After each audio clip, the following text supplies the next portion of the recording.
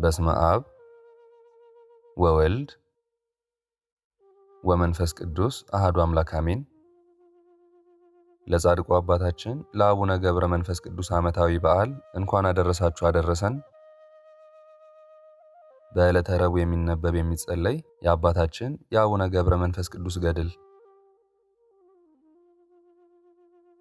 አንድ አምላክ በሚሆኑ በአብ በወልድ በመንፈስ ቅዱስ ስም አሜን። ሦስቱ ቅዱሳን በሄዱ በሰባተኛው ቀን የዓለም መድኃኒት ጌታችን ኢየሱስ ክርስቶስ በእጁ የወርቅ ሚዛን ይዞ ሚካኤልና ገብርኤልን አስከትሎ መጣ። በአንደኛው የሚዛን ወገን ገለባን፣ ክርዳድ፣ ስናር አኖረ። በሁለተኛው ሚዛን ወገን ማር፣ ወተት፣ ስንዴ አስቀመጠ። የሚዛኑን ራስ በያዘ ጊዜ ማሩ ወተቱ ስንዴው ወደ ታች መዘነ። ገለባው፣ እንክርዳዱ፣ ስናሩ ወደ ላይ ተንጠለጠለ። መድኃኔዓለም ኢየሱስ ክርስቶስም አባታችንን ይህ ገለባን፣ ክርዳድ፣ ስናር የኢትዮጵያ ሰዎች ኃጢአት ነው፣ ይህም ማር፣ ወተት፣ ስንዴ የአንተ ጾም፣ ጸሎት፣ ንስሐ፣ ሥጋ ስግደት ነው። ከኢትዮጵያ ሰዎች ኃጢአት ይልቅ ገድል፣ ትሩፋትህ ከሃይማኖትህ ስለበለጠ በዚህም ምክንያት ያለ ልክ ያለ መጠን የኢትዮጵያ ሰዎች ኃጢአት ተሰረየላቸው። ስለሰራኸውን መልካም ሥራ ሁሉ ፈጽሜ ይቅር አልኳቸው አለው።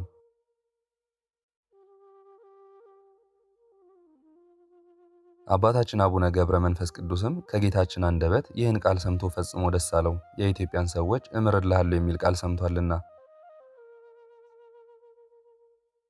ከዚህ በኋላ ጌታችን ይህን ቃል ሰምቶ ሚካኤልና ገብርኤልን አስከትሎ ወጣ። በእግዚአብሔር ሚዛን ከኢትዮጵያ ሰዎች ኃጢአት ይልቅ ገድሉ፣ ትሩፋቱ የበዛለት አባታችን ገብረ መንፈስ ቅዱስ ለኢትዮጵያ ሰዎች በተሰጠው ቃል ኪዳን ደስ እያለው ኖረ። ከዚህ በኋላ ብዙ አጋንንት ሰንሰለት ይዘው ሲሄዱ አገኘ። የአንዱ ሰንሰለት ርዝመት በመልአኩ ክንድ 12 ያህል ነበር። ስለ ሰውም ጥፋት ሲማከሩ በድንገት በድንጋጤ ያቆማቸው። ወዴት ትሄዳላችሁ አላቸው። እንባቸው በአንገታቸው ሲወርድ አይቶ እንባችሁ እስከ አንገታችሁ ድረስ በምን ምክንያት ይወርዳል አላቸው። እነዚህም አጋንንት ገብረ መንፈስ ቅዱስ የሚባል ሰው ከኒሂሳ ከግብፅ አገር መጥቶ ከኢትዮጵያ አገር አባረረን አሉት። ከእነርሱም አንዱ ሰይጣን እኔ በቁራ ተመስዬ ዓይኑን አጠፋሁት አለ። ያን ጊዜ አባታችን እጁን አንስቶ በመስቀል አምሳል አማተበ። አጋንንትም ሁሉ ወዲያው ተቃጠሉ፣ አመድ ትቢያም ሆኑ። ብዛታቸውም 7000 እልፍ ከ900 ያህል ነበር።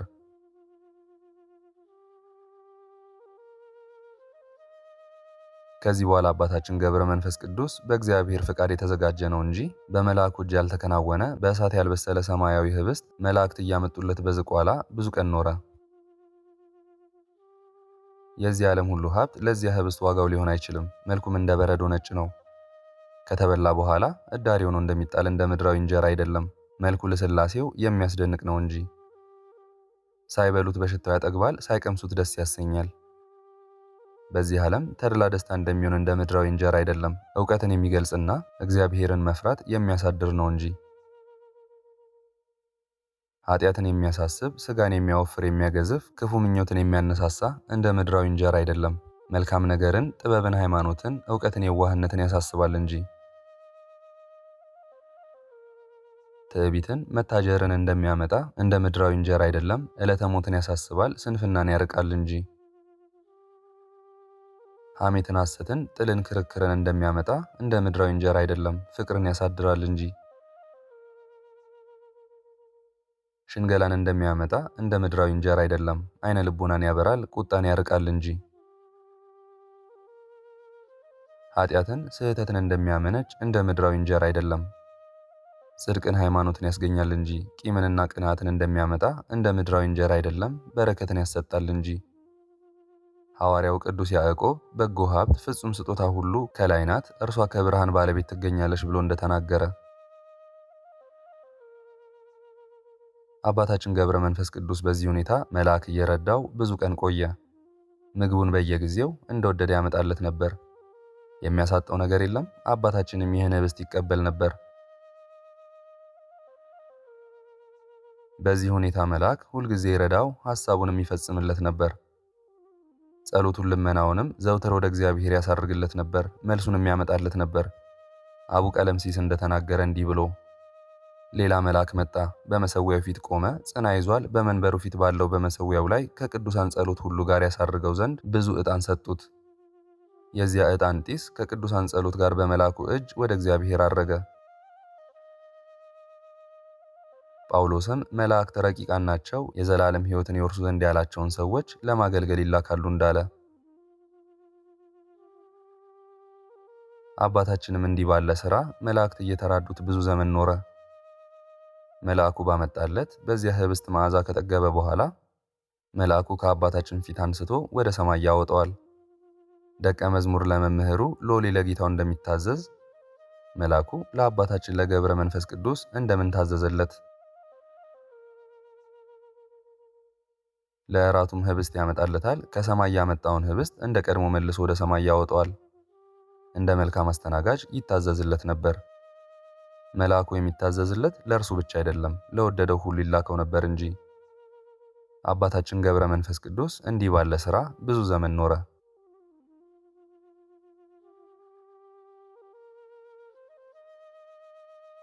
ምዕራፍ 16 ከዚህ በኋላ ጌታችን ኢየሱስ ክርስቶስ ለአባታችን ተገልጾ ታየው። ወዳጄ ገብረ መንፈስ ቅዱስ ሆይ፣ በሆድ ሳለ ካወቅኩህ ከማኅፀን ሳትወጣ ቀድሼሃለሁ። በአንተም ደስ ተሰኝቻለሁ፣ ሥራህን ወደድኩ። አንተ ግን ሞትን ጠልተህ ሕይወትን ወደድክ። ራስህን ለጽድቅ አስገዛክ፣ ንጽሕናን ቅድስናን ገንዘብ አድርገህ ስለ ስሜ ብዙ ደከምክ። በረሃብ በጥም በቁር በብርድ በመራቆት ብዙ ገድል ተጋደልክ። እነሆ በእኔ በአባቴም በመንፈስ ቅዱስም ዋጋክ ብዙ ነው። አንደበትህን ገተህ ዝምታን ትዕግስትን ገንዘብ አድርገሃልና፣ አፍህም ከንቱ ነገርን አልተናገረምና፣ ከንፈሮችህም አመፅን አልተናገሩምና፣ ጸሎትን፣ መዝሙረ ዳዊትን፣ ስብሃተ ሙሴን፣ መኃልየ ሰለሞንን በማድረስ ጸንተ ኖረሃልና፣ ስለዚህ ጽድቅ ሆኖ ተቆጠረልክ። ጽና፣ በርታ፣ ተጋድሎህን ፈጽም፣ እኔ ለዘላለም ከአንተ ጋር ኖራለሁና። ዳግመኛም ከመላእክት የሚመጣልህ ምግብ ምንድን ነው አለው። በምድር ላይ ድካምን አብዝተሃልና።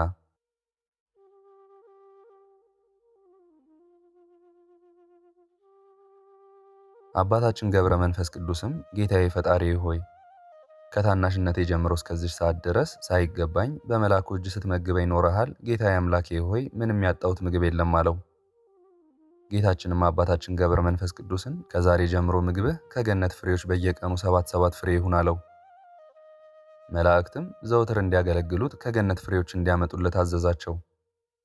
ጌታም አባታችንን ኅብስት ብሰጥህ ፈጽሞ አልበላህም፣ ጽዋውንም አልጠጣህም። ሁሉም እንደመላ ይመለሳል፣ ባየኸው ጊዜ ብቻ ትጠግባለህን አለው። አባታችንም መልሶ ኅብስቱን አልበላሁም፣ ጽዋውንም አልጠጣሁም። ነገር ግን በጽኑ እምነት ኅብስቱን ጽዋውን በእጄ ይዤ ባርኬ ሰውነቴ በማየት ብቻ ጠገበች። ምድራዊም ቢሆን ሰማያዊም ቢሆን እስከ ዛሬ ድረስ ምንም አልቀመስኩም። ጌታችንም አባታችን ገብረ መንፈስ ቅዱስን በመንፈስ ቅዱስ ቅባት የታተሙ ውሃን ያልጠጡ እህልን ያልቀመሱ ከንፈሮችህን አምጣ ብሎ ሳመው። ወደ ሰማይ አወጣው፣ ኤዶም ወደሚባል ገነትም አወጣው። ቦታውም ጻድቃን ሰማዕታት ሁሉ የሚገቡበት በወርቅ የታነጸ ኤረር ይባላል። ምሰሶዎቹም 150,000 የወርቅ 150,000 የብር ናቸው። ከውስጡም ወተትና ማር ይመነጫል። ብሩክ ደግ ለሆነው ለአባታችን ገብረ መንፈስ ቅዱስ ትዕቢተኞችና ክፎች የማይገቡባት መሰረቷ ያማረ ከፍ ያለች ጽርሐ መንግስትን የመንግስት አዳራሽን አሳይቶ ይህ ሁሉ ያንተ ሀገር ነው አለው። በውስጡም ለዘላለሙ መከራ፣ ድካም፣ ሐዘን የለበትም። ለዘላለሙ ጸንቶ የሚኖር እነሆ ሰጠው ካለው። ነገር ግን ገድልህን ፈጽም ብሎ ጌታ ይህን ተናግሮ ከእርሱ ተለየ። አባታችን ገብረ መንፈስ ቅዱስም ክርስቶስን ያላወቁ አሕዛብ ወዳሉበት ወደ አረብ ሀገር ሄደ። ከዚያም ደርሶ በአውራ መንገድ መካከል ቆመ። ይኸውም የነገስታት የመኳንንት መተላለፊያ ጎዳና ነው። በዚያን ጊዜ ዳግመኛ ጌታ ታይቶ አነጋገረው። በዚች መንገድ ከሰማዕታት ሁሉ 2 እጥፍ የሚበልጥ ሰማዕትነትን ታገኛለህ። ነገር ግን ጽና አለው። ጽኑ መከራ ትቀበል ዘንድ አለህና። ያን ጊዜ ይህን ተናግሮ ከዚያች መንገድ ትቶት ተሰወረ።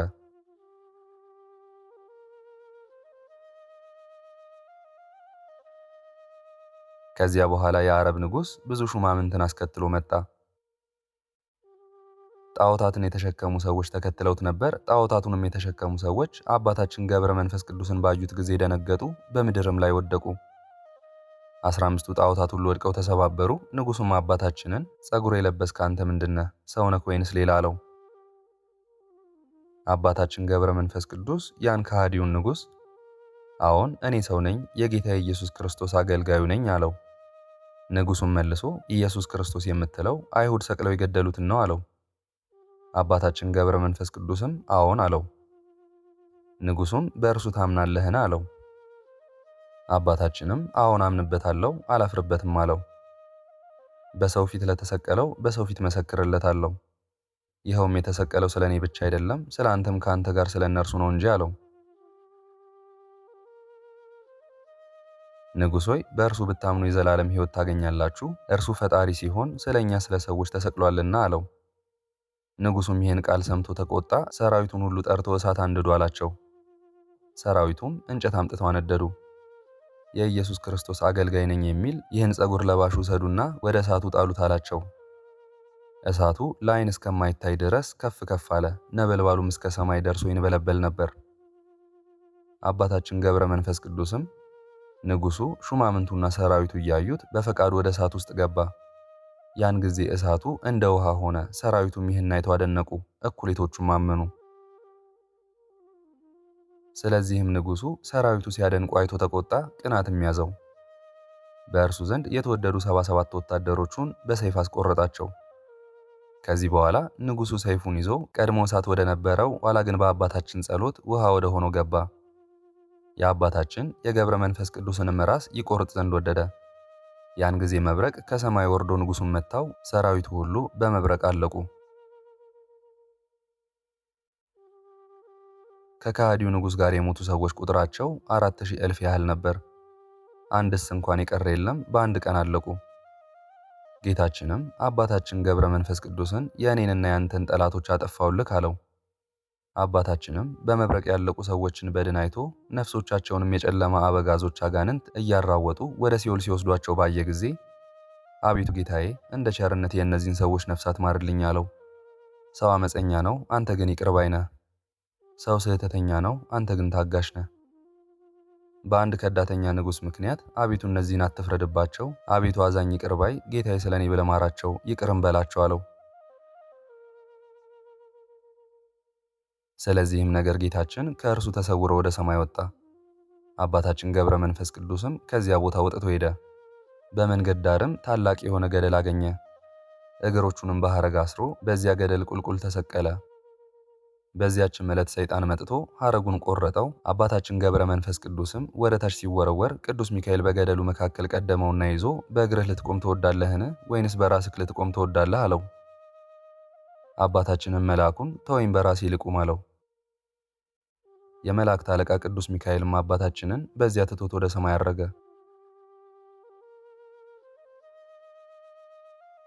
አባታችንም በጥርሶቹ ድንጋይ ነክሶ 30 ዓመት ኖረ። ስጋው በሙሉ አለቀና እንደ እንጨትም ቅርፊት ሆነ። የሰማይ ወፎች ሁሉ ስጋውን በሉት። ከ30 ዓመት በኋላ ጌታችን ኢየሱስ ክርስቶስ 7ቱ ሊቃነ መላእክትን እናቱም እመቤታችን ቅድስት ድንግል ማርያምን አስከትሎ በሰማይ ደመና ተጭኖ ወደ አባታችን መጣ። መጥቶም ገብረ መንፈስ ቅዱስ፣ ገብረ መንፈስ ቅዱስ፣ ገብረ መንፈስ ቅዱስ ብሎ 3 ጊዜ ጠርቶ እንደ ወፍ በረህና አለው። አባታችንም እንዳልሰማ ዝም አለ። ዳግመኛም 4 ጊዜ ገብረ መንፈስ ቅዱስ ብሎ ጠርቶ እነዚህን አሕዛብ ማርኩልህ አለው። ያን ጊዜ አባታችን ይህን ሰምቶ በጥርሶቹ የነከሰውን ድንጋይ ተወ። 4 የላይ ጥርሶቹና 4 የታች ጥርሶቹ ተነቅለው ከድንጋዩ ጋር ተጣብቀው ቀሩ። ክንፍ አውጥቶም እየበረረ ከእግዚአብሔር ፊት ደረሰ። ጌታችንም እነዚህን ከዳተኞች ምሬልሃለሁ አለው። አባታችንም ጌታችንን ከማርክልኝስ የጥምቀትን ጸጋ ያገኙ ዘንድ ክርስቲያንም ይሆኑ ዘንድ ነፍሳቸውን ከስጋቸው ጋር አዋህድ አስነሳልኝ አለው። ጌታችንም የሞቱት ሰዎች ወዳሉበት ሄደ በመስቀል አምሳል አማትብባቸው ይነሱልሃል፣ እኔም ሙታንን ታስነሳ ዘንድ ድውዮችን ትፈውስ ዘንድ ስልጣን ሰጥቼሃለሁ አለው።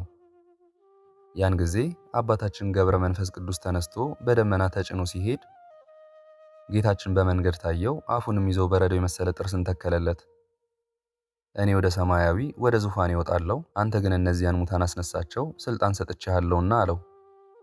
ወዳጄ ገብረ መንፈስ ቅዱስ ከዛሬ ጀምሮ ፈረሶችህ መባርቅትና ነጎድጓድ ይሁኑ፣ ከዚህ አስቀድሞ በነፋስ ክንፍ ትበር ነበርና አለው። ይህን ተናግሮ አፉን ሳመው፣ ሰላምታ ሰጥቶት ወደ ሰማይ አረገ። አባታችን ገብረ መንፈስ ቅዱስም በመብረቅ ተጭኖ እየበረረ ምድረ አረብ ደረሰ። እኒያም አላውያን ከተቀበሩበት ቦታ ቆመ። ወደ ምስራቅ ፊቱን መለሰና እጆቹን ወደ ሰማይ ዘርግቶ ጸለየ። ጌታዬ አምላኬ ሆይ የሕያዋን የሙታን ፈጣሪ አንተ ነህ። በሥጋና በነፍስ ላይ ሥልጣን ያለህ አንተ ነህ። ሁሉ ይቻልሃል፣ የሚሳንክ ነገር የለም። ሰውን ከአፈር የፈጠርከው አንተ ነህ። አልዓዛርንም ከ4 ቀን በኋላ ከመቃብር ያስነሳኸው አንተ ነህ። አቤቱ ጸሎቴን ስማ፣ ልመናዬንም ተቀበል። እኔ ባሪያህ ወደ አንተ ለምናለሁ፣ ማልዳለሁ። ድሃ አገልጋይክን ይቅር ትለኝ ዘንድ በእነዚህ ሙታን ላይ ይቅርታህን አድርግ። በይቅርታክ በቸርነትክ ነፍሳቸውንና ሥጋቸውን አዋህድ። በካህሊነትህም ነፍሶቻቸው ወደ ሥጋቸው ይመለሱ። ምስጋና ለአንተ ይሁን ለዘላለሙ አሜን።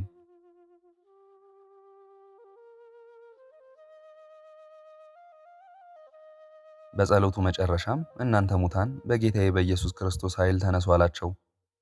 እንዲህም ብሎ ያችን ምድር በመስቀል አምሳል በእጁ ባረካት። አስቀድሞ በንጉሡ እጅ የተገደሉ 77ቱ ሰዎች ፈጥነው ተነሱ። ኋላም በመብረቅ የሞቱት 4000 እልፍ ሰዎች ተነሱ። ሁሉም በአንድነት ተነስተው በአባታችን ፊት ቆሙ። አባታችን ገብረ መንፈስ ቅዱስም በሉ ለአብ ለወልድ ለመንፈስ ቅዱስ ስገዱ አላቸው። ያን ጊዜ እሺ ብለው ሰገዱ። ክርስቲያንም ሆኑ፣ ባረካቸውም። ከዚያ በኋላ በመብረቅ ተጭኖ ሄደ፣ ተሰወራቸውም። ተመልሶም ወደ ምድረ ከብድ ደረሰ። ጥቂት ቀንም ከቆየ በኋላ ወደ ነበረበት ወደ አረብ ምድር ሄደ። ከዚያም ከሙታን ያስነሳቸውን ሰዎች አያቸው። ክርስትናቸውን አጽንተው ቤተ ክርስቲያን አንጸው ሥጋ ወደሙን ተቀብለው አገኛቸው። የከበረች ጥምቀትን ከተጠመቁ በኋላ በኃጥአን ፍዳ ለጻድቃን ዋጋ እንዳለ ክፉና በጎን ለይተው አወቁ። አምላካችን የአባታችን የገብረ መንፈስ ቅዱስ አምላክ ኢየሱስ ክርስቶስ ነው እያሉ ሲያስቡ ታየ። አባታችን ገብረ መንፈስ ቅዱስ ይህን ሰምቶ ስለ ሃይማኖታቸው ጽናትና ስለ ድህነታቸው ፈጽሞ ተደሰተ። እነርሱ ግን አላዩትም፣ ወደ እነርሱም እንደደረሰ አላወቁም። በስውር ሄዶ በስውር ወደ ኢትዮጵያ ሀገር ተመለሰ። እነዚያም ሰዎች በክርስትና እምነት ጸንተው እስከ ዛሬ ድረስ ይኖራሉ።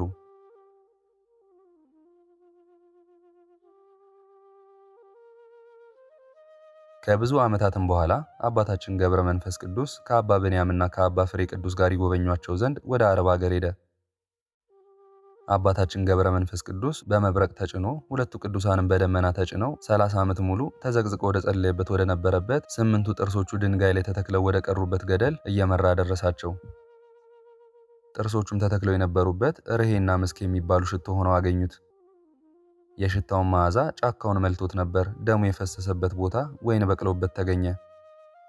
በዚያም 24 መናንያን ሲጠብቁት አገኛቸው። ከፍሬው የሚመገቡ ነበር፣ መዓዛውንም ያሸቱ ነበር። ያም ገዳም መዓዛው ደስ የሚያሰኝ ምስክና ርሄ እንደሚባል ሽቱ ይሸት ነበር። ይህንን ድንቅ ነገር ያዩ አባ ብንያምና አባ ፍሬ ቅዱስ የዚያን ገዳም ምስጢር ጠየቁት። አባታችንም ከመጀመሪያው እስከ መጨረሻው ድረስ ያለውን ሁሉ ነገራቸው። ይህ ወይን የደሜ ጠብታ ነው። ይህ ምስክና ርሄ ጥርሶቼ ናቸው። በእኔ ምክንያት የሞቱ የካህዲያን ነፍሳትን አድን ዘንድ በዚች ገደል መካከል 30 ዓመት ሙሉ ስጋደል ኖሬያለሁና አላቸው። አባ ብንያምና አባ ፍሬ ቅዱስ ይህን ሰምተው በዓይናቸውም አይተው ፈጽሞ አደነቁ። ከዚህ በኋላ ወደ አገራቸው ወደ ኢትዮጵያ ተመለሱ። አባታችን ገብረ መንፈስ ቅዱስም ወደ ምድረ ከብድ ሲገባ አባ ብንያም ወደ በጌ ምድር፣ አባ ፍሬ ቅዱስ ደግሞ ወደ ሐዘሎ የእግዚአብሔርን ሥራ እያደነቁ ሄዱ። ወንድሞቼ የአባታችንን መታሰቢያ ለማድረግ ፈጽመን እንትጋ። ገድሉንም በጽኑ ሃይማኖት በአንድነት ሆነን ለመስማት እንዘጋጅ። ጌታችን ኢየሱስ ክርስቶስ በወንጌል ጻድቅን በጻድቅ ስም የሚቀበል የጻድቁን ዋጋ ያገኛል። ማንም ከነዚህ ከታናናሾቹ ለአንዱ ቀዝቃዛ ጽዋ ውሃ ብቻ በደቀ መዝሙር የሚያጠጣ እውነት እላችኋለሁ ዋጋው አይጠፋበትም እንዳለ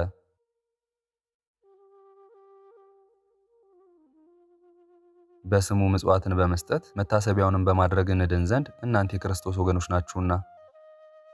የጻድቃንን መታሰቢያ የሚያደርግ ሰው ለምህረት ብቻ አይደለም ከእነርሱ ጋር በክብር መተካከልን ያገኛል እንጂ ጌታ በወንጌል የጻድቁን ዋጋ ያገኛል ብሏልና። እነሆ ያለ ድካም ያለ ገድል ወደ መንግሥተ ሰማያት መግባት ይህ ነው።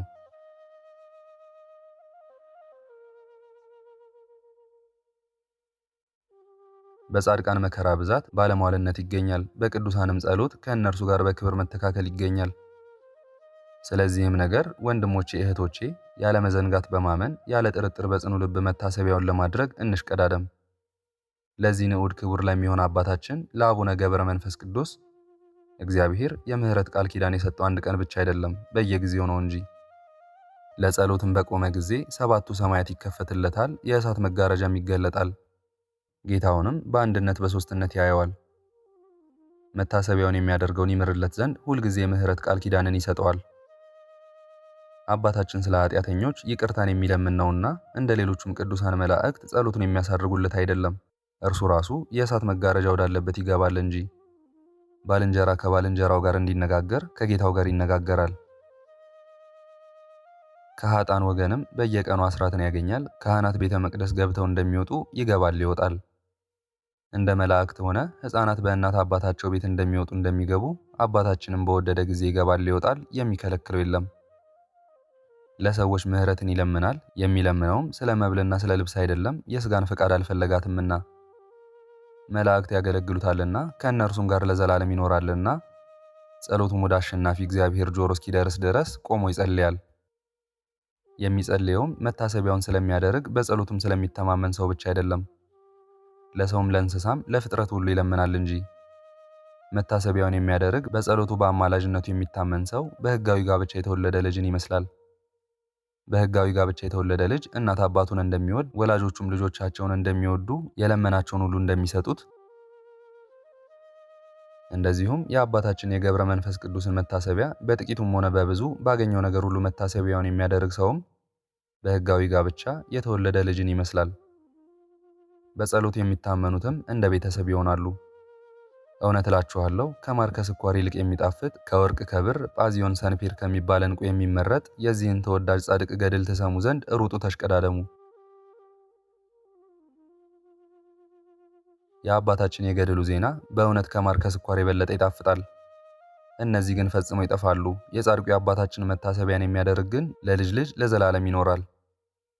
እንደ መላእክት የከበረ ከሰማይና ከምድር ይልቅ የከበረ የአባታችንን ዜና እንሰማ ዘንድ ኑ እንፍጠን እንሽቀዳደም።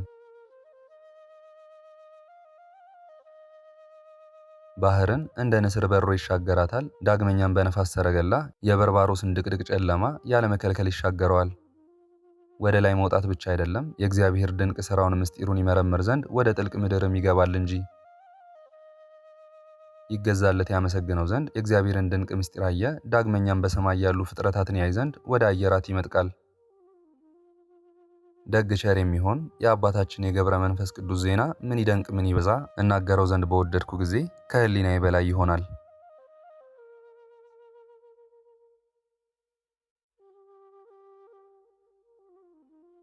ወደ ኢትዮጵያ መጣ ወዳልነው ነገር እንመለስ።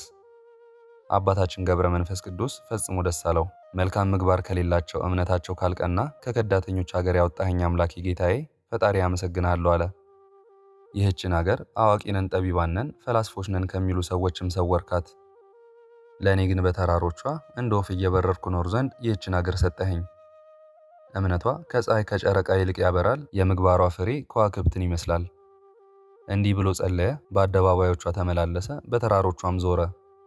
ምስራቁን ምዕራቡን፣ ሰሜኑን ደቡቡን በአራቱ ማዕዘን ባረከ። ትጉ ገበሬ ተክል ያለበትን ቦታ ውሃ እንደሚያጠጣ እርሻውን እንደሚንከባከብ ሁሉ አባታችን ገብረ መንፈስ ቅዱስም ኢትዮጵያን ተንከባከባት። በጸሎቱም እሾህና አሜኬላን ነቀለላት። አሜኬላ የተባለ ሰይጣን ነው፣ እሾህም የተባለ ኃጢአት ነው። ብፁዕ አባታችን ገብረ መንፈስ ቅዱስም ከመንገዶቿ ከአደባባዮቿ ከሜዳዎቿ ሁሉ እንደ አረም እየነቀለ ይጥለው ነበር። ሰውንም እንዳያስት ሰይጣንን ከሀገር ያሳድደው ነበር። እርሱም ወዳለበት ቦታ ሰይጣን አይቀርብም ነበር። አባታችን ገብረ መንፈስ ቅዱስም በሚባርክበት ጊዜ በነፋስ ፊት እንዳለ ትቢያ ሰይጣንን ይጠርገው ነበር። አባታችን ገብረ መንፈስ ቅዱስም በሚባርክበት ጊዜ በነፋስ ፊት እንዳለ ትቢያ ሰይጣንን ይጠርገው ነበር፣ እንደ እሳትም ያቃጥለው ነበር።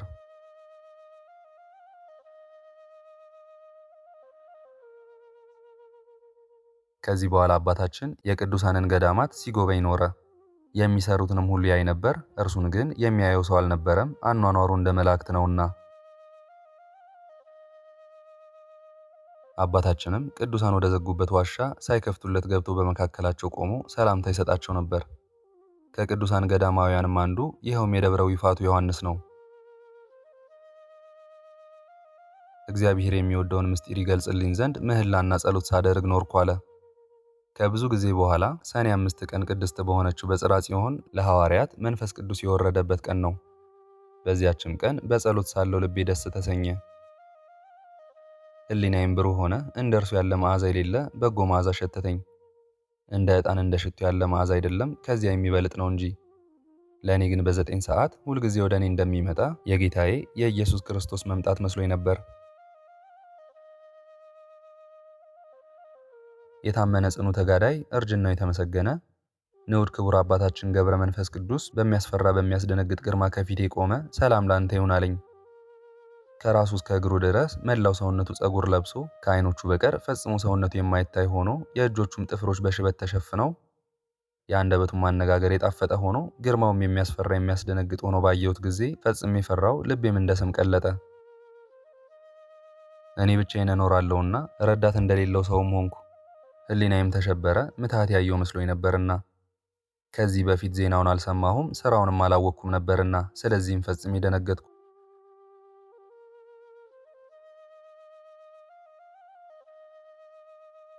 በመስቀል አምሳል ወደ ምድር ሲባርክ ዓለሙን ሁሉ በእጁ የያዘ እግዚአብሔር አብ ብሩክ ነው አሜን። ተቀዳሚ ተከታይ የሌለው የአብ የባህሪ ልጅ ኢየሱስ ክርስቶስም ብሩክ ነው አሜን። አጽናኝ የሚሆን መንፈስ ቅዱስም ብሩክ ነው አሜን አለ። ይህንንም ብሎ በቅዳሴ ጊዜ ቄሱ በዕጣን ላይ እንደሚባርክ 3 ጊዜ ባረከ። በፍጹም ደስታም ቆመ። በልቤም ምትሃት ቢሆን በሥላሴ ስም አይባርክም ነበር ብዬ አሰብኩ። ከሰው ወገን እንዲህ አይነት ሰው አለን ወይንስ መልአክ ይሆንን እያልኩ አሰብኩ። ይህንንም ሲያስብ አባታችን ገብረ መንፈስ ቅዱስ ገዳማዊ ዮሐንስን ተናገረው። ሀገርህ ወዴት ነው? አንተ ከወዴት የመጣህ ነህ? በዚህ ገዳምስ በምን ሥራ ትኖራለህ? ዮሐንስ ግን የሚመልስለትን መልስ አጣ፣ ፍርሃትና ድንጋጤ ይዞታልና። አባታችን ገብረ መንፈስ ቅዱስ የሚናገረውን ይሰማ ነበር እንጂ ያየው ዘንድ ቀና ባለ ጊዜ ይፈራ ነበር፣ ተደሞ ይመጣበት ነበር። በምን እሱን ማየት አልቻለም። አባቴ ባርከኝ ይለው ነበር እንጂ እርሱ ቄስ እንደሆነ የማያውቀው መስሎት ነበር። አባታችን ገብረ መንፈስ ቅዱስ ግን በመንፈስ ቅዱስ ቄስ እንደሆነ አውቆ አንተ ቄስ ስትሆን ለምን ባርከኝ ትለኛለህ አለው። አባ ዮሐንስም በገዳም የምኖር እኔ መቼ ቄስ ነኝ ብሎ መባረክን እምቢ አለው።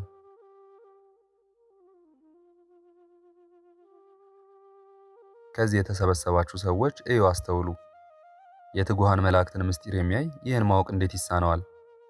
በዚያች ቀን አባታችን ገብረ መንፈስ ቅዱስ ከአባ ዮሐንስ ጋር የመንፈስ ቅዱስን ነገር ሲነጋገሩ አለ። ከዚህ በኋላ አባታችን ተነስቶ ሄደ፣ ከእርሱም ተሰወረ። አባ ዮሐንስ ግን ከደረሰበት ፍርሃት የተነሳ መላ ሰውነቱ የተቀጠቀጠ ሆነ። በእርሻም ቢሆን መንገድ በመሄድም ቢሆን በገድልም ቢሆን በመውጣት በመውረድም በብዙ ስግደትም ቢሆን እንዲህ ያለ ድካም የለም። አንበሳ የሚሰብረው ነብር የሚበላው መስሎት ነበር። ሕሊናው እስኪመለስለት ድረስ በፍርሃት ቆየ። ከጥቂት ቀናትም በኋላ አባታችን ገብረ መንፈስ ቅዱስ እንደ ልማዱ ወደ አባ ዮሐንስ መጣ። ሰላም ላንተ ይሁን አለው። አባ ዮሐንስም ሰግዶ ሰላምታ ሰጠው። በፍርሃት በትህትና ራሱን ዘንበል አድርጎ ከእርሱ ጋር ሲነጋገሩ አለ። ከዚህ በኋላ በእምነት ልቡን አጸና። ከምድር በላይ ከሰማይ በታች እርሱን የሚመስል የሌለ ክቡር ጻድቅ አባታችንን አውቆታልና ስም ማን ነው? ከወዴት ሀገር መጣ? አባቴ ሆይ ንገረኝ አለው። ከሰው የተለየክ ሆነ ካይ ካለውና አለው። አባታችን አቡነ ገብረ መንፈስ ቅዱስም ሀገሬስ ንሂሳ ይባላል፣ ስሜም ገብረ መንፈስ ቅዱስ ነው አለው። ከታናሽነቱ ጀምሮ በ3 ዓመቱ መልአኩ ከእናት አባቱ ቤት እስካስወጣው ድረስ የሆነውን ሁሉ ነገረው። ያን ጊዜ አባ ዮሐንስ ይህን ሰምቶ ደስ አለው። አባቴ ሆይ ምን ትበላለህ? ምን ትጠጣለህ? ቤት አለህን? ወይንስ ዋሻ አለህን? ክረምት ቢሆን በጋም ቢሆን ያለ ልብስ ራቁትህን ትኖራለህን?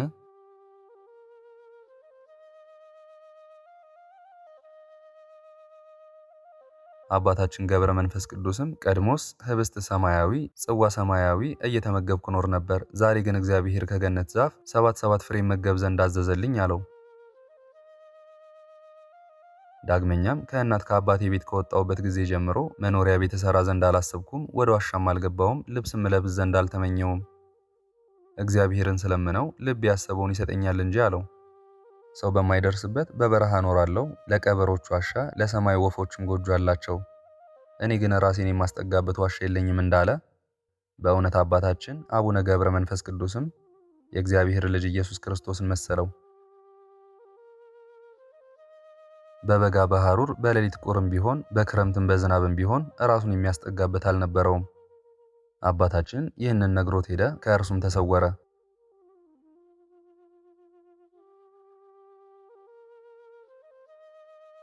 ምዕራፍ 19 ከዚህ በኋላ ሌሎች ስውራን ገዳማውያን ወደ ቤተ ክርስቲያን መጡ። ሌሎች ሰዎች ሳይገቡ እነርሱ አስቀድመው ገቡ፣ በስውር ነው እንጂ በግልጽ አይደለም። እንደ መላእክት ይጸልዩ ይዘምሩ ነበር። እንደ ልማዳቸውም ለእግዚአብሔር ምስጋና ያቀርቡ ነበር። እነዚያ ስውራን ገዳማውያን አባታችን ገብረ መንፈስ ቅዱስ በመጣ ጊዜ ሲያመሰግኑ መላእክትም ደስ አላቸው፣ ይቅርታና ቅንነት ተገናኙ። ሃሌሉያ ጽድቅና ሰላም ተስማሙ፣ ሃሌሉያ እያሉ እየዘመሩ ተቀበሉት። ይህም ድምፅ ባለመሰማት አይደለም፣ በአማረ በጣዕመ ዜማ እንደሚጮህ ነጋሪት ድምፃቸውን ከፍ አድርገው በቤተ ክርስቲያን ያሉ እስኪደነግጡ ድረስ ይሰሙ ነበር እንጂ። አንድ ጻድቅ ድምፃቸውን በሰማ ጊዜ ያይ ዘንድ ወደ እነርሱ ሄደ። ትጉሃን መላእክት አባታችን ገብረ መንፈስ ቅዱስን እንደ ጌታቸው እንደሚያከብሩት ምስጋናንም እንደሚያቀርቡለት ባየ ጊዜ ፈጽሞ እያደነቀ ሄደ። የሚያከብሩትም መላእክት ብቻ አይደሉም፣ ሰዎችም ያከብሩታል እንጂ። ዳግመኛም አባታችን ገብረ መንፈስ ቅዱስ ከኋላው ነብር አስከትሎ ወደ አባ ዮሐንስ እንደ ልማዱ ለሶስተኛ ጊዜ መጣ። ነብሩም ጸጉሩን ይተሻሸው ነበር፣ አባታችንም በሚያስፈራ ግርማ ይነጋገረው ነበር። አባ ዮሐንስም ይህን አይቶ ፈራ፣ ደነገጠ።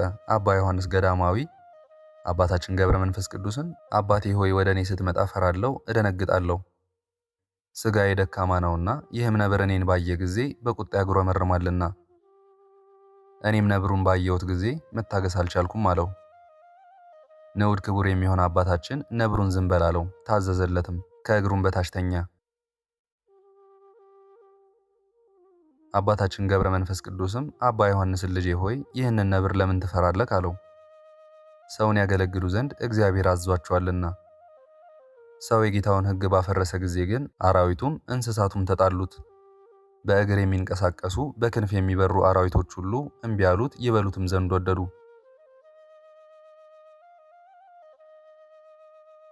መነኩሴ ዮሐንስ ሆይ እንደ መጀመሪያ አወጣጥህ የእግዚአብሔርን ትእዛዝ ከጠበቅህ፣ ያለ ጥርጥር በቅንነት ሕጉን ከተከተልህ፣ ንጽሕናን ገንዘብ ካደረግህ፣ የዚህን ዓለም ጣዕም ከናቅህ፣ እነርሱም ይፈሩሃል፣ በትእዛዝክም ይሄዳሉ። ልጄ ስማ አስተውል አለው። አባታችን ገብረ መንፈስ ቅዱስም አንበሶችና ነብሮች ከእግሩ በታች ወድቀው እየሰገዱለት በብቸኝነት ይኖር ነበር። አንበሶችም ነብሮችም ያዘዛቸውን ያደርጉ ነበር፣ ከትእዛዙም አይወጡም ነበር። አባ ዮሐንስም ነብሩ ከእግሩ በታች ተኝቶ ጸጉሩንም በእጁ ሲዳስስ አይቶ የእግዚአብሔርን ድንቅ ሥራ አደነቀ።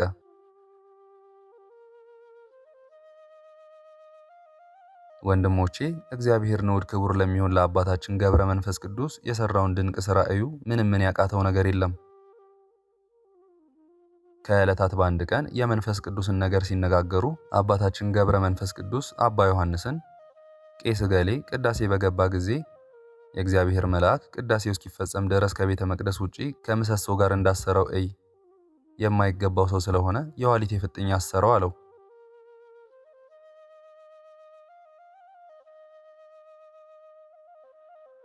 አባ ዮሐንስም የአባታችን የገብረ መንፈስ ቅዱስን ቃል በሰማ ጊዜ ፈራ፣ ተንቀጠቀጠ።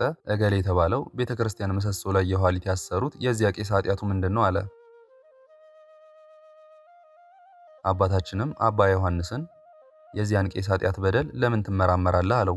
ነገር ግን ቅዳሴው ከተፈጸመ በኋላ እንደሚፈታ ነገረው። ከሰው ጋር ይኖር ዘንድ ከቤተ ክርስቲያን ይወጣል አለው። ገዳማዊ አባ ዮሐንስም አባታችን ገብረ መንፈስ ቅዱስን ወደ መቅደስ ገብቶ ማገልገል የማይቻላቸው ካህናት ሁሉ እንደዚህ ይታሰራሉና አለው። አባታችን ገብረ መንፈስ ቅዱስም በእግዚአብሔር ፊት ማዳላት አለን?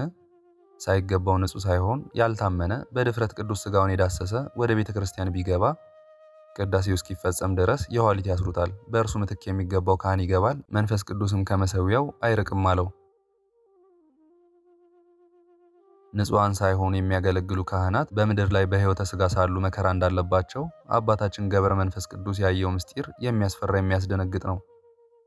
ካህኑ በአንደበቱ ራሱን ሲወቅስ ይህ ሥጋው ደሙ የሚገባ ከኃጢአት ለነጹ ለበቁ ሰዎች ነው ይላል። ራሱ በመንፈስ ቅዱስ ያልከበረ ሌላውን እንዴት ያከብራል? ጌታችን ኢየሱስ ክርስቶስ ስለ ደቀ መዛሙርቱ ሲናገር እኔ በእነርሱ ራሴን አከብራለሁ እንዳለ ሐዋርያት ራሳቸው በመንፈስ ቅዱስ ያልከበሩ ከሆነ እግዚአብሔርን እንዴት ያከብሩታል? እኔ ራሴን አከብራለሁ የሚለው ቃል ትርጓሜ በክርስቶስ ሥጋና ደም እንዲህ ይተረጎማል። ካህኑ የጌታችን የመድኃኒታችን የኢየሱስ ክርስቶስ ሥጋና ደም ይሁን ባለ ጊዜ በእውነት ካህኑ እንዳለው ይሆናል። ጴጥሮስም በመልእክቱ የጠራችሁ እርሱ ቅዱስ እንደሆነ እናንተም በሥራችሁ ሁሉ ቅዱሳን ሁኑ፣ መጽሐፍ እኔ ቅዱስ ነኝና እናንተም ቅዱሳን ሁኑ እንዳለ ለሰው ፊት ሳያደላ በእያንዳንዱ ላይ እንደ ሥራው የሚፈርድ አብን የምትጠሩት ከሆነ በሕይወታችሁ ዘመን ሁሉ በፍርሃት ኑሩ ብሎ እንደተናገረ ካህን ሆይ ሳትበቃ እንዴት በእጅ ትዳስሳለህ? ራስህን ከኃጢአት ንጹሕ ሳታደርግ እሳተ መለኮትን መዳሰስ እንዴት ይቻልሃል? ሰው በእራት ጊዜ ሳይታጠብ እጁን ወደ ማዕዱ አስቀድሞ ይሰዳልን? አስቀድሞ እጁን ሳይታጠብ ከነ እድፉ የሚበላን ሰው የሚያዩት ሰዎች ይንቁታል፣ ይጸየፉታል። እናንተም ካህናት አስቀድማችሁ ራሳችሁን ንጹሕ አድርጉ፣ ከዚህ በኋላ ሥጋውን ደሙን ወደ ማክበር ተመለሱ። ጌታችን በወንጌል አንተ ግብዝ አስቀድመ በአንተ ዓይን ያለውን ምሰሶ አውጣ፣ ከዚህ በኋላ በባልንጀራ ዓይን ያለውን ጉድፍ ታወጣለህ ብሎ እንደተናገረ ውሃ ከሚያጠራው እድፍ ውጫዊ ሰውነት ፊትን፣ እግርን፣ እጅን ንጹሕ ማድረግ ብቻ አይጠቅምም፣ ውስጣዊ ሕሊናን ከኃጢአት ንጹሕ ማድረግ ይሻላል እንጂ። ውስጡን አጽድተው ምንጣፍ አንጥፈው አስጊጠው አሳምረው እንደሚያዘጋጁት እንደ ንጉሥ ቤት ንጉሡና ከእርሱ ጋር ያሉትም ደስ እንደሚላቸው እናንተም ካህናት በሥራችሁ ሁሉ የተዘጋጃችሁ ሁኑ፣ ልባሞች ሁኑ። ነቢዩ ዳዊት እግዚአብሔር እንዳይቆጣ እናንተም ከጽድቅ መንገድ እንዳትጠፉ ጥበብን አጽኗት ብሎ እንደተናገረ ካህን ሆይ እግዚአብሔር እንዳይቆጣብህ ጥበብን አጽንተህ ያዛት። የሚንበለበል እሳትን እያየክ እንዳያቃጥልህ ያለ ጥበብ እጅህን ወደ እርሱ አታስገባ። ልባም ሴት ምድጃን ከመዝጊያው ጋር እንድትሰራ በውስጡም እሳት እንደምታነድ ሊጡን ከምጣዱ አስገብታ በአክንባሉ እንደምትዘጋው በበሰለም ጊዜ እንድታወጣው ለሚገባውም ሰው እንድትሰጠው የጣፈጠ እንዲሆን መዓዛው ከሩቅ እንዲሸት በጥበብ ሰርተዋለችና እንደዚሁም እናንተም ካህናት እሳተ መለኮትን በእጃችሁ እንድትዳስሱ ጥበብን ተማሩ። እንደ ምድራዊ እሳት አይምሰላችሁ፣ አመፀኞችን የሚበላ እሳት ነው እንጂ። ወንድሜ እወቅ፣ ተረዳ፣ በድፍረት የምትስት አትሁን። ምድር ተከፍታ ከድንኳኖቻቸው ጋር እንዳሰጠመቻቸው እንደ ዳታንና እንደ አቤሮን ከምስክሩ ድንኳን እሳት ወጥታ እንዳቃጠለቻቸው ጽናዎቻቸው ግን እንደተቀደሱ እንደ ቆሬም ልጆች እግዚአብሔር እንዳይቆጣ ራስህን ፈጽማ አንጻ። ካህናት ሆይ ከእናንተ አስቀድሞ የነበሩ ሌዋውያን ካህናትን እንዳቃጠለችው እናንተንም የሚንበለበለው እሳት እንዳያቃጥላችሁ አስተውሉ። ዳግመኛም የቆሬን ልጆች በድፍረታቸው ያገኛቸውን መከራ አስተውሉ። ራሳችሁን ንጹሕ ሳታደርጉ ምንም አትንኩ፣ አምላካችን የሚያቃጥል እሳት ነውና። እግዚአብሔርን የምትረሱ ሁሉ ይህን አስተውሉ። ከእውነት መንገድ ወጥተው የጠፉ እነዚህ ሐሰተኞች ነፍሰ ገዳዮች ሌቦች በባልንጀራቸው ላይ በደልን የሚያደርጉ በሕይወት ዘመናቸው ንስሐን የማያውቁ ናቸው። ሴሰኞችም ሥራቸው እንደዚህ የሆነ ሁሉ መከራ እንዳያገኛቸው አይቅረቡ። አባታችን ገብረ መንፈስ ቅዱስ ቅዱስ ሥጋውን ክቡር ደሙን በእጁ እንዳይዳስስ በጣቱም እንዳይነካ ካህኑን አስረውት እንዳየ የክህነቱን አገልግሎት በንጽሕና ያቀረበ ካህን ግን ንዑድ ክቡር ነው። ይኸውም መቅሰፍት ለካህናት ብቻ የሚሆን አይደለም፣ ነፍስና ሥጋው ንጹሕ ሳይሆን የክርስቶስን ሥጋና ደም ለሚቀበል ሁሉ ነው እንጂ። ሐዋርያው ጳውሎስ አሁንም ሳይገባው ይህንን ኅብስት የበላ ይህንንም ጽዋ የጠጣ የጌታችን ሥጋውና ደሙ ስለሆነ ዕዳ አለበት። አሁንም ሰው ራሱን መርምሮና አንጽቶ ከዚህ ኅብስት ይብላ ከዚህም ጽዋ ይጠጣ ሳይገባው የጌታችን ሥጋም እንደሆነ ሳያውቅ ሰውነቱንም ሳያነጻ የሚበላና የሚጠጣ ራሱ ፍርዱንና መቅሰፍቱን ይበላል ይጠጣልን ብሎ እንደተናገረ ሥጋውንና ደሙን መቀበል ለማንጻት ብቻ አልተሰራም፣ ያልከበረውንም ለማክበር ነው እንጂ። ለዚህም ምስክር ፈልግ፣ ከወንጌል ታገኛለህ። ጌታም ስላስያዘው ሰው ስለ ይሁዳ ደቀ መዛሙርቱን ከእናንተ አንዱ አሳልፎ ይሰጠኛል። ደቀ መዛሙርቱም እርስ በርሳቸው መምህር ሆይ የማስይዝከን ይሆንን እኔ ይሆንን ተባባሉ። ጌታም እንጀራውን በወጥ አጥቅሼ የምሰጠው የሚያስይዘኝ ሰው ይሄ ነው ብሎ ንጹሐት በሆነ እጆቹ እንጀራውን በወጥ አጥቅሶ ለአስቆሮቱ ሰው ለይሁዳ ሰጠው። ነገር ግን የይሁዳ ልብ ንጹሕ አልነበረም። የጌታችን የኢየሱስ ክርስቶስ ሥጋና ደም መቀበል ለይሁዳ እንዳልጠቀመው ሁሉ እንዲሁም ንስሐ ለማይገባ ቁጡ ሰው በካህን እጅ ቅዱስ ቁርባንን መቀበል አይጠቅመውም። እንደዚሁም ለአባታችን ገብረ መንፈስ ቅዱስ የማይገባው ሰው እንዳይቀበል እንዳይነካ ታላቅ የምስጢር ሥርዓትን አሳየው። ከንስሐ ወደ ኋላ የሚል ሰው መንፈሳዊ ኃይልን ከማግኘት ይለያል። ንዑድ ክቡር የሚሆን አባታችን ገብረ መንፈስ ቅዱስ ኃጢአትን የሠራ ሰው ቢኖር ፈጥኖ ለካህን ንስሐውን ቢናገር ያን ጊዜ እንዳልበደለ ሰው ይሆናል አለ።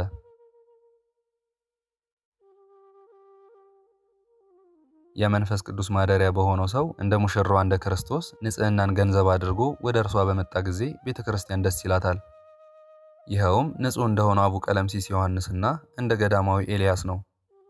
የእርሱም ብርሃንነት ጨለማውን ያርቀዋል፣ እንደ ፀሐይ የሚያበራ አይደለም፣ በላዩ አድሮ ያለ የጸጋ ብርሃን ነው እንጂ። የአባታችን የገብረ መንፈስ ቅዱስ ጸሎትና በረከት ከእኔ ጋር እንደዚሁም ይህንን ገድል ከተከታተሉት ጋር በአጠቃላይ ከሕዝበ ክርስቲያኑ ጋር ለዘላለም ጸንቶ ይኑር አሜን። በእውነት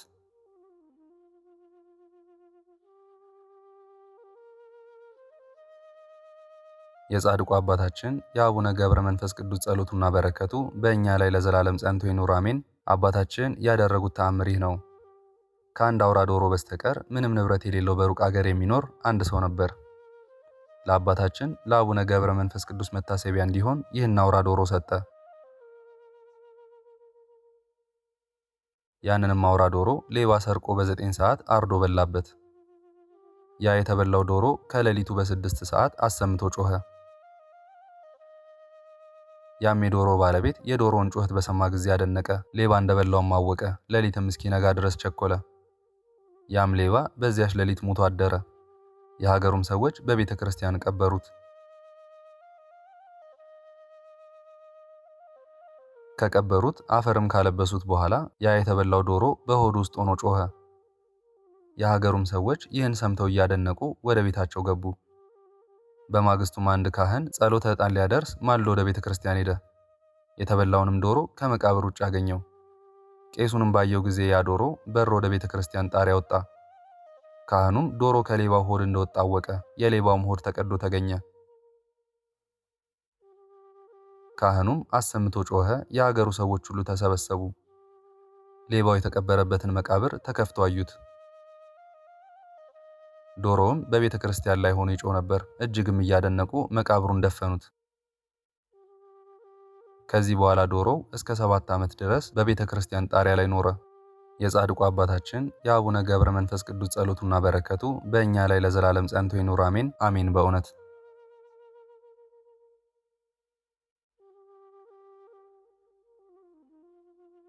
ምስጋና ይሁን አንድ አምላክ ለሚሆን ለአብ ለወልድ ለመንፈስ ቅዱስ ዛሬም ዘውትርም እስከ ዘላለሙ አሜን።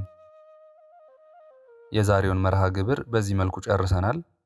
ዘወትር የምንለቀውን መርሃ ግብር እንድትከታተሉ ሳትሰለቹም ሰብስክራይብ፣ ሼር፣ ላይክ እንድታደርጉ እኔንም ይህን ጸሎት የተከታተሉትንም በያላችሁበት በጸሎታችሁ እንድታስቡን በጌታችን በመድኃኒታችን በኢየሱስ ክርስቶስ ስም ጠይቃለሁ።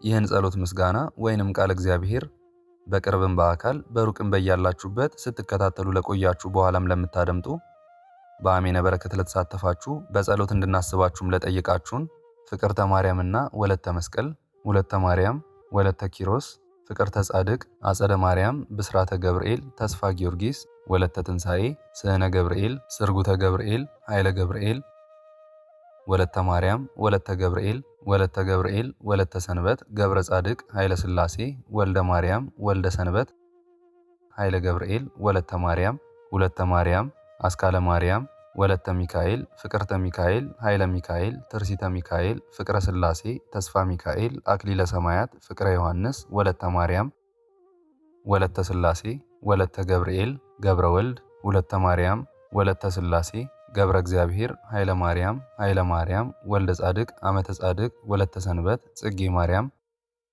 ወለተ አናንያ፣ ፍቅርተ ማርያም፣ ወለተ ኢየሱስ፣ አጸደ ማርያም፣ ወለተ ማርያም፣ ወለተ ማርያም፣ ወለተ ማርያም፣ ክንፈ ሚካኤል፣ ወለተ ጻድቅ፣ ወለተ ማርያም፣ ወለተ ማርያም፣ ወለተ ጻድቅና ወለተ ጽዮን አስራተ መድህን እህተ ሚካኤል ገመቹ ወለተ ማርያም ወለተ ሰማያት ኃይለ ማርያም ወልደ መድህን እህተ ሚካኤል ወልደ ገብርኤል አጸደ ማርያም ገብረ ማርያም ወለተ ስላሴ ወለተ ኪዳን ወለተ ሰንበት ማሪቱ ኃይሉ ወለተ ስላሴ ኃይለ ገብርኤል ገብረ አብ ኃይለ ሚካኤል አስካለ ማርያም አምደ ሚካኤል ወለተ ሚካኤል አመተ ኢየሱስ ወለተ መድን ወለተ ማርያም ፈቃደ ማርያም አጸደ ማርያም ወለተ ሐና ወለተ ኪዳን በትረ ማርያም ወለተ ስላሴ ሁላችሁንም እግዚአብሔር ያስባችሁ ከነ ቤተሰባችሁ በሕይወት በጤና ያቆያችሁ።